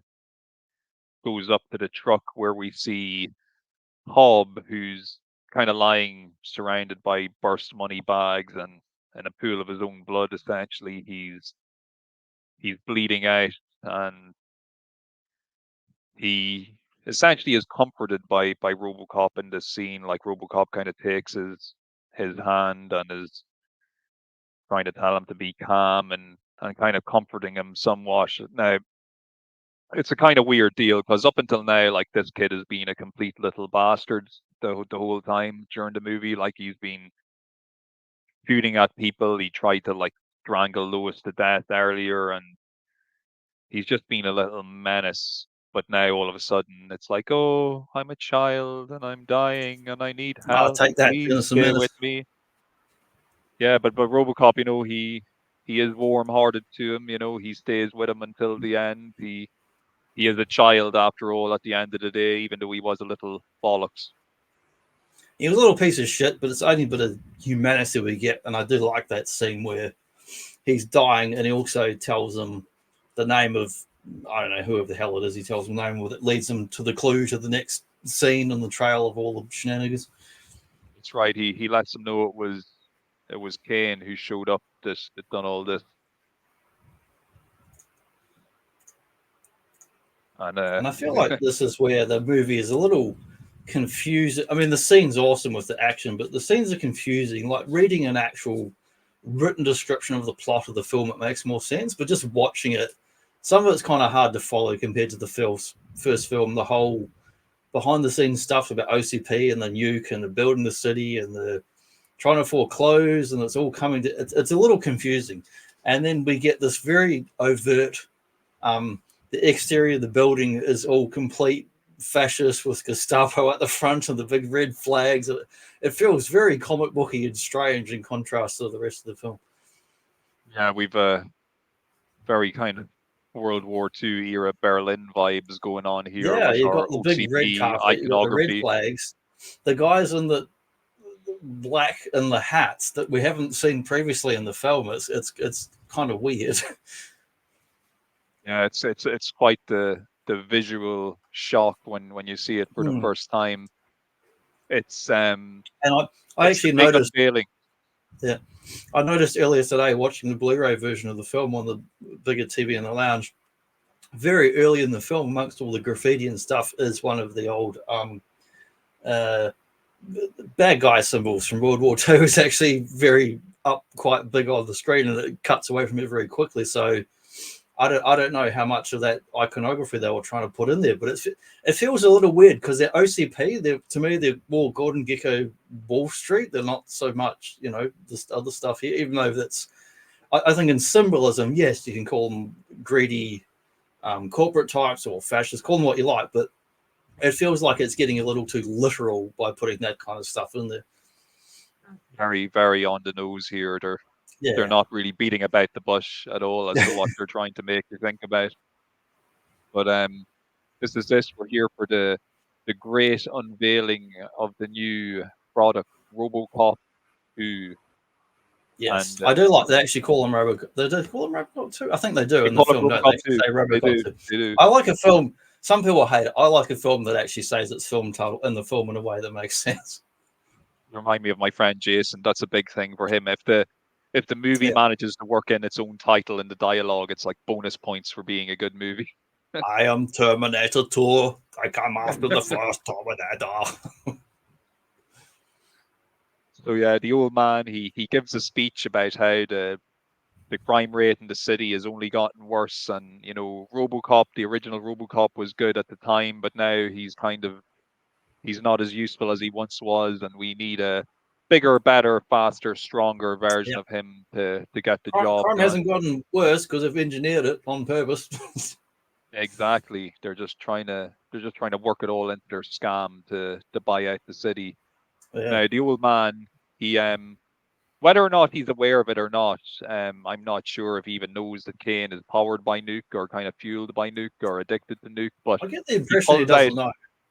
I don't think he knows because he pulls out a canister of nuke and is waving it around them. It's like, you know, he's like, oh, this nuke is a plague on our city, and he's giving a big spiel about the dangers of it. And then all of a sudden, Kane, who's totally addicted to this stuff, was like, well, I wouldn't mind getting me some of that out of your hand right now. So he takes his the safety remote control from the hand of Dr. Fax and literally I do love the disables it. close up of the remote control. It's so funny because he goes to shoot people initially, but he can't because of the safety. So he just literally takes remote control and turns it off. It's very funny. And then he just starts unloading on the entire audience. But Yeah, he thankfully, shoots RoboCop and shoots the people and everyone. he does. But thankfully, RoboCop has shown up with a pretty cool explosive rifle, which he uses to get in a couple of good shots on Kane. Manages to take out one of his guns, but Kane, you know, he's super equipped to deal with this type of thing. He like runs up the stairs, smashes into RoboCop. He's like ramming him through walls. He's like super powerful in comparison to RoboCop. He's just like a war machine. He's Yeah, he's like, more you like know, a he's even got like military grade thing. Like a he's got like mech warrior extendable. sort of. He's got like extendable battering ram for an arm and stuff. Like yeah. I'd say this would be a scary thing to encounter on the battlefield. Yeah, he's got like miniature chainsaw. He's got an arc welder on another arm, and he's got regular arms, and then kind of like not quite tentacle arms, but like that bloody Spider-Man, Iron Man thing where he's got the extra arms that come from behind him. Yeah, him and the two robos, they're battling their way through the building. RoboCop and Kane, they reach an elevator shaft, like a service elevator shaft, if I'm not mistaken, and Robo's able to kind of escape by cutting the wires so the elevator Yeah, he goes cuts the crashing cables down. and zip lines. But you know, the plan doesn't work because there's a moment where RoboCop, he's like hanging there dangling, and then he just looks down and we see this Kane is literally like running up through the elevator shaft using all his limbs to like climb. It's a pretty cool visual, I have to say. It's pretty scary. Yeah, there's some really cool moments here. We've got the old matte paintings and different combination of effect shots, but we get them punching through the walls, not unlike Terminator 2. We get the old punching through the walls thing. The elevator shaft scene. Then he's on top of the building.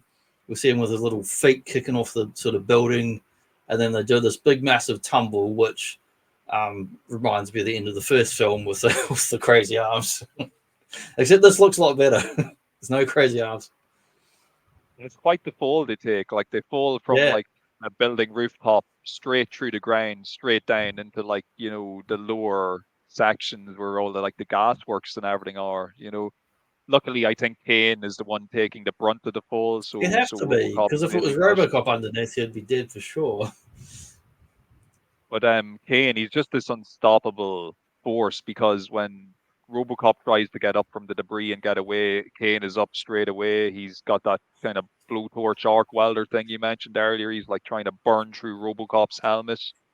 RoboCop only manages to escape by pushing it into a gas pipe, which causes an explosion, which gives him a little bit of time to There's several make a massive break. explosions here, but I had to take a couple of stills out so I could fit them into the whole show. But there's a couple of explosions so big they just fill the whole frame, and then you can't see anything but explosion.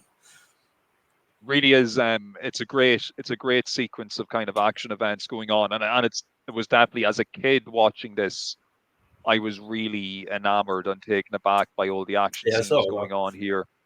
It really just kind of blew my mind. The stop motion, I thought at the time, was really incredible.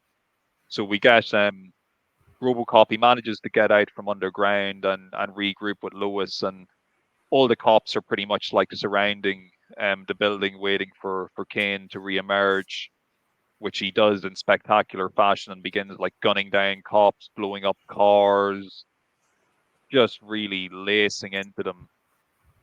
And it's not until Lois has the good sense to jump into one of the large kind of like armored kind of personnel carriers that were on site earlier. SWAT vehicles or whatever. Yeah.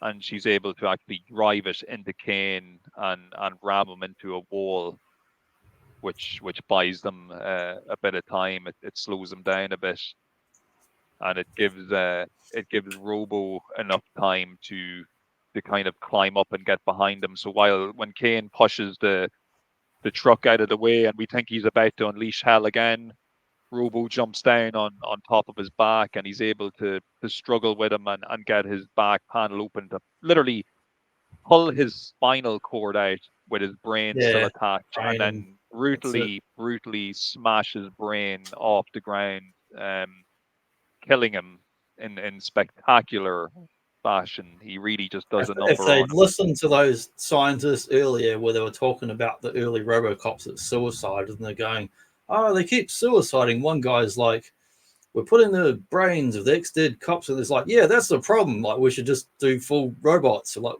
there's your problem. If you're not a full robot, you wouldn't have had that weakness. But it's a great moment. It's a great way for Robo to defeat him. And like Robo, like by the end of this movie, he's looking really banged up. Like he's already been through hell and back, but now you see that big burn mark on his helmet, and I love that burn mark. It's very realistic too. That all the kind of colors and that looks like when you actually cut something with a welding torch. And we got a very funny moment here where the old man is kind of consoling Dr. Fax because he's like, oh, I feel so bad and I failed you, and he's all like, oh, don't worry, everything will be okay. And then he kind of turns to Johnson. It's like, well, like she's taken the rap for all of this, clearly, like, she's it was all her idea, so they're already throwing her under the bus, like for any legal action that might take place as a result of this complete calamity with their new RoboCop. Maybe she was one of those androids from Blade Runner. That's the problem. Maybe. Well, she'd be hey, look, if she's a pleasure model, sign me up. I just love the stuff behind the scenes in the first film where, like, the original film was somewhat inspired by Blade Runner because the writer had been on set and seen, stuff coming together. And when they said, oh, where's the robot? It's like, that's the robot, like Sean Young. I'm like, that's the robot? But that doesn't look like a robot. It's just like, looks like a pretty lady. Yeah, she definitely has a bit of a Sean Young type look to her in some of these scenes in this movie. Of course, we get our rolling credits then at the end after Robo utters his only human line to sign us off. Irvin Kershner, yeah, quite the man, but it was definitely, you would definitely know the difference between this and Verhoeven's movie because, like I said, it's just, there's so much of this movie is like visual jokes and visual gags and really kind of slapstick funny stuff. Don't get me wrong, there was comedy in the first movie, but it was a little bit maybe darker in tone and more definitely black comedy, more grim, whereas this is slapstick stuff. And I don't mind both, but I mean, the other thing about Verhoeven they talked up, and other than being like a generally good filmmaker, is that he, in the documentary, that RoboDoc, he grew up during World War II. When he was a child, he regularly saw bodies of people on the street that have been shot or bombed and blown apart and guts and everything. So when he put stuff like that in the first film, it was very matter of fact, based on real life experiences. It wasn't meant to be shocking or anything.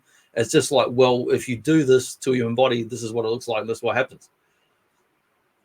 Yeah. Well, look, it's I'm not going to just go and say, oh, look, it's as good as the first movie, Randy. Like, I still always think the first movie is like 100,000 times a better movie. But yeah, RoboCop like 2, it is tonally, still... like you could say some of the effects work is better in the second film, but like there's so much good practical stuff in the first one, especially that scene where they kill Murphy, that dummy that's identical to him, it looks like one of those Madam Whoever wax dummies. It's so realistic, it's scary. But yeah, like tonally, it's just so different. It's not a bad film, but it's a very different film to the first one. And it's one of those things. I can still appreciate it for what it is. I don't. It's still a good action film, and it's still a very well made, great sets, great, good cast, good production design, and all that. And I don't blame the writer or the director, because they both were not really the first choice or thing. Like Verhoeven didn't want to be involved in the sequels, as he generally not involved in sequels. They had the writer's strike to contend with and multiple drafts. It's just kind of one of those things, the company wanted to put it out, and apparently they were pressured to actually make this faster than they wanted to make it as well. So that kind of affects the overall quality of it. I still think, though, even after all these years, it's still the second best RoboCop film. Like, everything that came after it was still not as good. Nothing that came after it was as good. So even though I will still always prefer the first movie, this is definitely the best of all the sequels that they ever made. Absolutely. And I'll even say it's better than the reboot as well. For the record, I don't hate RoboCop 3 and I don't hate the reboot, but neither of those are good films. But I can still watch them as generic action films, but they're not good RoboCop films. Well, I'll happily sit here and do RoboCop 3 with you someday, because even though it's kind of an awful film, maybe is it a Christmas movie? Maybe it'll be a Christmas movie. Yeah, it's one of those it's kind of so bad it's good movies. Like, there's just a lot of fun things in it you can talk about. Well, it does have CCH Pounder in it, who's went on to be in The Wire, who's an awesome actress. And the thing about RoboCop 3, which I'm sure we will get to if we do ever get a chance to talk. I should have called it merchandise. RoboCop 3. Yeah, the budget for that movie was decimated because of Orion lost so much money on Dances with Wolves. It killed the budget for RoboCop 3. Oh, Kevin Costner, all his costly cuts. What did he do? 2 or 3 cuts of bloody.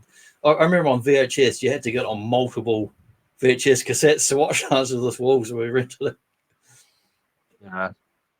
Yeah, well, it pretty much put Orion out of business, from what I understand. Even though it was critically well received, it did not make. I really enjoy that film because I like all Kevin Costner's westerns. But now I can look back at it and go, yeah, it's really well made, but it's still fairly culturally insensitive and kind of offensive in many ways. It'll be a discussion for another time, perhaps. Yeah, we can easily talk about RoboCop 3, man, because we're going to come up next couple of weeks talking about a couple more films, back to some WrestleManias, and following up from that, we're going to do like a science fiction month and roll out some Predator, some Terminator and stuff like that, and kind of follow that up with like a talk about the toys and video games based around these franchises. And I thought we could probably roll in the RoboCop toy line into the Terminator, because they were both Kenner, weren't they? Like, I don't know, because there was multiple lines. I know Kenner did Aliens and some Terminator stuff. Yeah, Kenner definitely did a Terminator, an Aliens, and a Predator. I think the RoboCop ones, there used to be a Kenner RoboCop, but I think there was another company, maybe Galoob. Yeah, there have been several. I'm sure if somebody watches this later, you can tell us what the correct answer to that is, and we'll make sure. So they had right on it. RoboCop and the Ultra Police. That was the Kenner. That's the animated line. That was Kenner. That's the animated series tie-in. I haven't watched all of that series yet, even though I've got the dodgy digital version from places unknown, because the DVD's not been available for a long time, if it ever was in Australia. I've only watched the first 3 episodes, and that show's honestly not bad for a generic 90s cartoon. I've seen a lot worse, definitely. But next week, if I'm not mistaken, we'll be hitting the road, won't we? We'll be we'll on be the hitting the road road and for raging. some Mad Max. Mad Max, the road warrior himself. Road warrior. We'll get a And- flavor of what Johnny experiences on his commute every day to work. Pretty much. I was actually thinking that earlier today. It's like Mad Max. Let's just drive him to fucking work every day as the assholes on the road here. Just want to run you Johnny off the drives road. to work. Johnny drives to work with one hand on the steering wheel and another with the crossbow out the window. That's funny because I actually drive one-handed quite a lot. You need and your occasionally crossbow hand put my free. hand with it.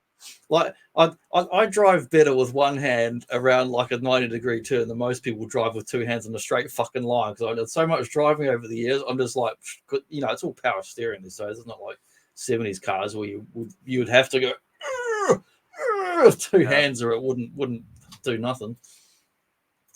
Yeah, I'm a one-hander myself. Yeah.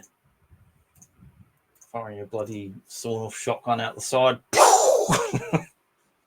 I don't fire it though because I've actually no bullets. I only use this as an intimidation. You don't reload it one-handed like Terminator 2 style on the bike.